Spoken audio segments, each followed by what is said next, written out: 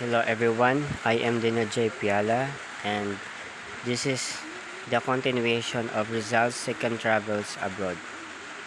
Return to Europe. Rizal lived in London from May 1888 to March 1889. He chose it for three reasons. First, in order to improve his command of the English language. Second, to research and annotate Morgas Sucesos de las Islas Filipinas, which he heard was preserved in the British Museum. And the last one is London was a safe haven from Spanish tyrannous attacks. So Rizal traveled to London on May 25, 1888, and he stayed at the home of Dr. Antonio Maria Rigodor, a lawyer in London, for a short period of time. By the end of May, he he moved to a boarding house owned by the Beckett, and his house was close to public parks and British Museum was a short walk away. He spent the much of his time at the British Museum, where he studied Morgas Successos and the other very historical books about the Philippines. Dr. Reinhold Rose. Usually, Rizal spent his Sundays at the home of Dr. Rose. Dr. Rose is the minister. Uh, Dr. Rose is the Ministry of Foreign Affairs librarian and expert on Malayan languages and custom. Dr. Rose was so impressed with Rizal's knowledge and personality, and he gladly recommended Rizal to the British Museum's authorities. He called Rizal a man. He called Rizal a pearl of a man.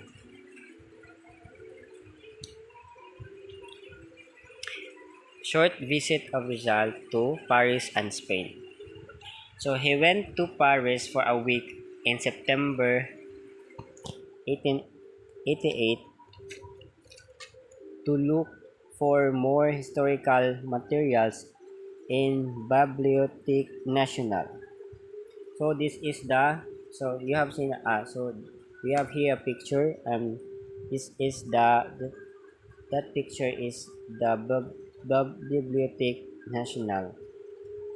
Bibliothèque Nationale is the national library of France and most important library in France, and one of the oldest of in the world, located in France. And on December 11, 1888, he traveled to Spain, visiting Madrid and Barcelona, and he contacted his countrymen and assessed the political situation. He met he met Marcelo H. Del Pilar and Mariano Ponce, the two titans of propaganda movement. He exchanged ideas with these friends and promised to work with them in the fight for reform. During his stay in London, he was elected honorary president of Association La Solidaridad, a patriotic society dedicated to reform. The desire to form a purely Filipino organization was realized when La Solidaridad was founded in Barcelona on December 13, 1888. On December On December 31, 1888, it was officially inaugurated. Rizal also published his first article, Los Agricultores Filipinos in the La Solidaridad, a patriotic newspaper founded by Graciano Lopez Reina on March 25, 1889. So La Solidaridad was established to express the goal of the propaganda movement towards achieving assimilation with Spain, and Rizal regularly contributed articles advocating political, religious, and social reform to La Solidaridad, a newspaper published by Filipinos in Barcelona, Spain.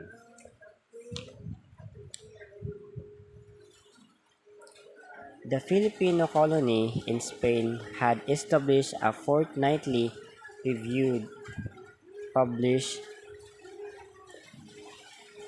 published first in Barcelona and later in Madrid to enlighten Spaniards on their distant colony, and Rizal wrote for it from the start.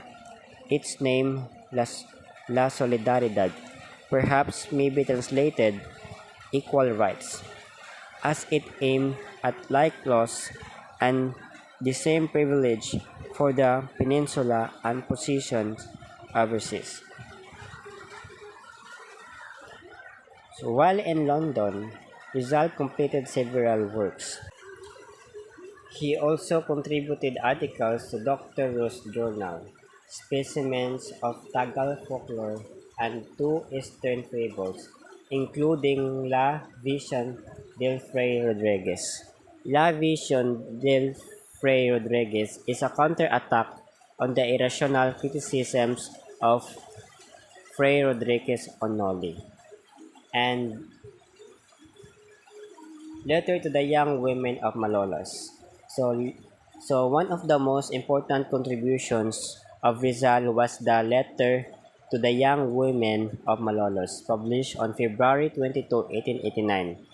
It recognized the efforts and bravery of 20 women from Malolos who wrote a petition letter to Governor General Valeriano Weyler to allow them to put up a night school where they could where they could study the Spanish language under the tutelage of Teodora Sandico.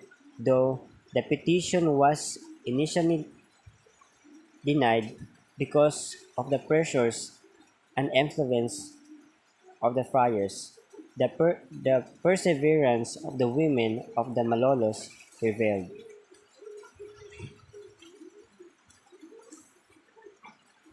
Rizal fell in love with Gertrude Becket, one of the Becket sisters. So Rizal had a romantic interlude with the oldest of the three Becket sisters, Gertrude Becket. Rizal was forced to leave London because Gertrude's love for him has torn serious. He could not take advantage of her affection, and she would not be happy because Rizal was in love with Leonor Rivera. He decided to move to Paris so she may forget him. So Rizal traveled to Paris in the spring of 1889 because of the Universal Exposition. The city was buzzing with activity, making it difficult to find a place to stay.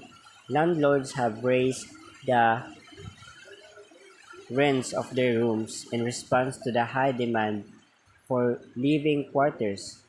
Rizal briefly resided in the home of his friend Valentin Ventura, and he also published his annotated edition of Morga's book there.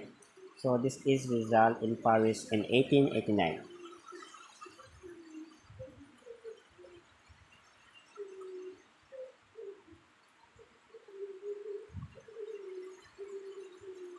The Universal Exposition of Paris captivated Rizal, which officially opened on May 5, 1889. The Eiffel Tower was the most attraction at the exposition, which was built by Alexander Eiffel. Rizal also established the RDLM, Redemption de los Malayos, or Redemption of the Malays Society in Paris. Rizal's other work was the indolence of the Filipinos. He also joined the International Association of Filipinologists, whose president is Fernando Lo Lumentet.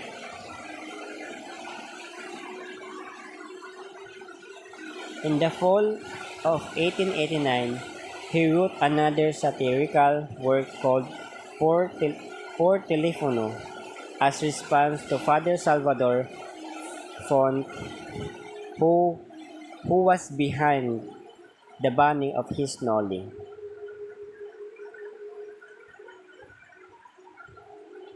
On June 28, 1890, Rizal left Paris for Brussels, Belgium's capital, and he was accompanied by Jose Albert. They lived in a boarding house run by two Jacobi sisters at 38 Rue Philippe Champagne. Rizal was working on his second novel, El Filibusterismo in Brussels. He also wrote articles for La Solidaridad in addition to writing chapters for it.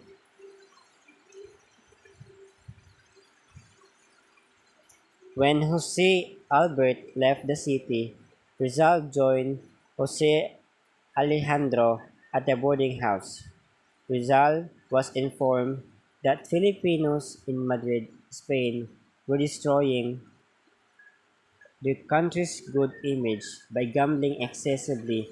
He wrote a letter to these Filipinos who became enraged when they learned of Rizal's moralizing.